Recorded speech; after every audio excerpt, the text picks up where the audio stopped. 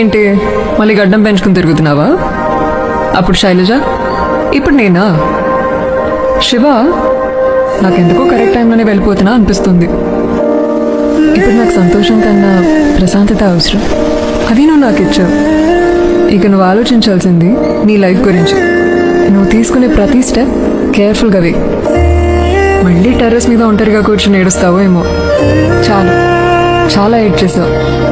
ఇంకంతా హ్యాపీనెస్. అదొక్కటే నేను నీకు ఇవ్వాలనుకున్నా. Hope you will follow.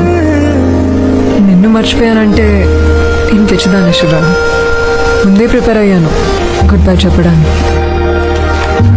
రే, నేనేం త్యాగం చేయట్లేదు.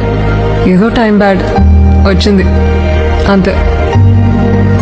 అవును, ఇప్పుడు ఒకటివే చెన్నైలో ఏం చేస్తావు?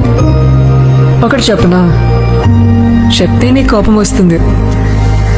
ఇదంతా నీకు డైరెక్ట్గా చెప్పాలనుకున్నా, కానీ చెప్తే నువ్వు ఏదో ఒకటి అంటావు. ఎందుకంటే